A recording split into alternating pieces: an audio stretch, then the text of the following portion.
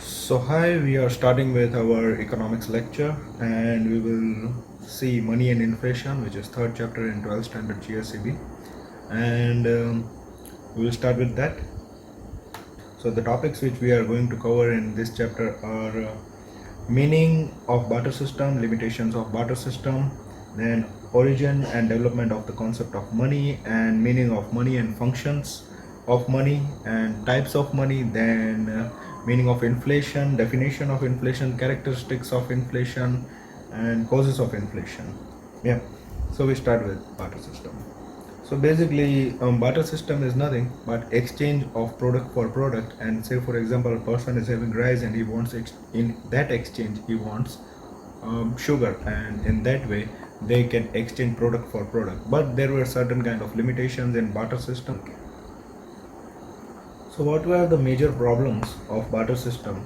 That were issue of mutual adjustment of wants. Say, for example, one person wants wheat in exchange of rice, but the person who wants to sell the wheat don't want rice in exchange of that. So that is why we can consider that there were problem of mutual exchange. And on other hand, difficulty in storing value. You cannot store many products such as milk products, fruits, vegetable for very longer time until you get the product what you want in exchange of that product. So you cannot wait for a longer time duration. And the last one is problem of measurement of value. Today we have measurement of liter, meters, kilogram, grams, and many other things, but instead of that they don't had at that time. So we can understand three major problems: that issue of mutual adjustment of want, and difficulty in the storing value, and difficulty in measurement of value. And that is why this started the origin form a mutual exchange, and that started the money. So evolution of money started with animals. Animals were used instead of products for the exchange medium, and in agriculture they were also useful for agriculture, transportation, and even selling them to purchase some products. So that was very easy. But the problem with animals were that they die and they were mortal, and to store them is not advisable. We cannot store animals, right? So we required money. We required something which we can store, which we can measure, which we can accept universally. So that started the concept of money. So meaning of money. Money and a function of money. Money is nothing. According to Marshall, money is that medium which is used as a means of exchange without any doubt or investigation regardless of time and place. So everywhere which is acceptable, that is known as money. And according to Robertson, what is accepted universally in exchange of goods and services, that is money. So you have two definitions in this. One is by Marshall and another one by Robertson. So function of money, what money does. So money does everything which barter system could not do. So money can be stored, money can be exchanged, money can be even considered as the value or measurement of a value. So you can store money, you can exchange as much as you want, you can utilize that in fractions also. It's not necessary that you have to utilize at least 1,000 rupees or 2,000 rupees or 3,000 rupees. You can even utilize 10-15 rupees also.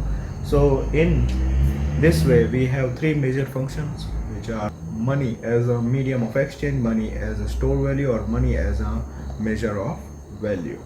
Types of money. Money had many types. Even in some ancient European places and some part in world, even cocoa beans were used as money, but we started consuming them, so we just so we start with types of money.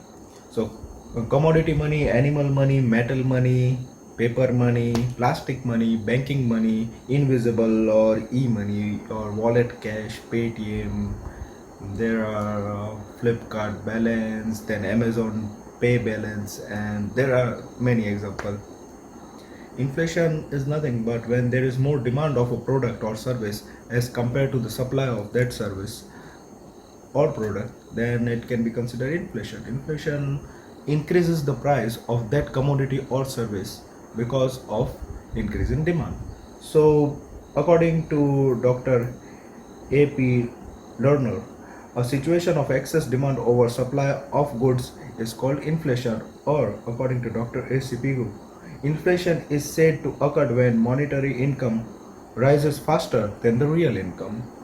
And we see the characteristics. You will find some more definitions for inflation also, so that for that you can refer your textbook.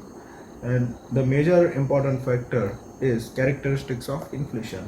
So constant rise in price rise in all the sector of the economy, and purchasing power decreases, the rise in the price level after full employment in inflation. And some other points to be considered for the better understanding of inflation are when government has kept control over and suppresses increase in the price level via rules, law, and subsidies, and it is considered inflation even if there is no price rise, and it is called a suppressed inflation.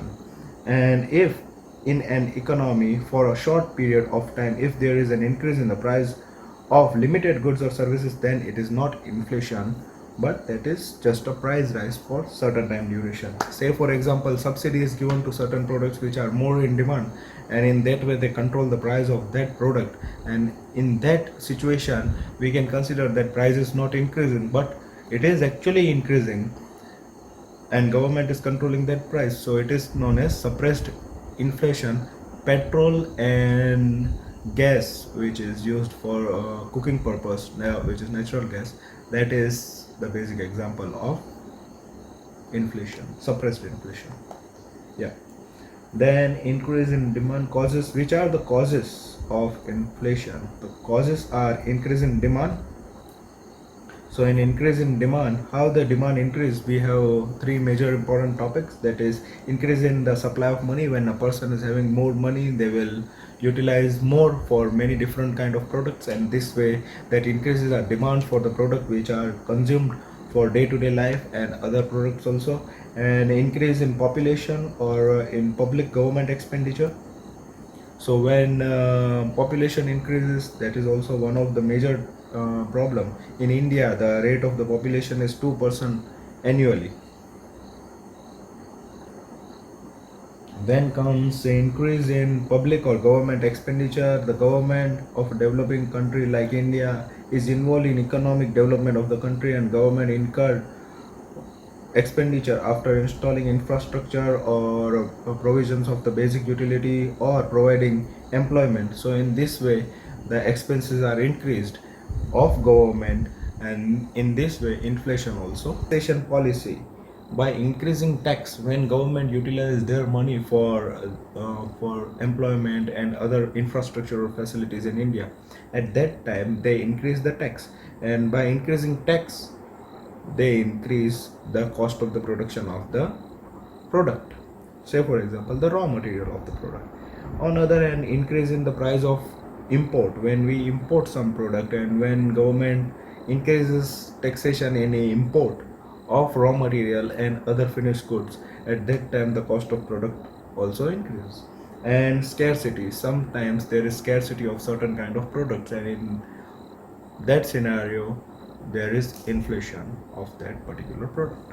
So that was our chapter, and I think you understood it. If you have any questions related to this chapter, you can just ask in comments.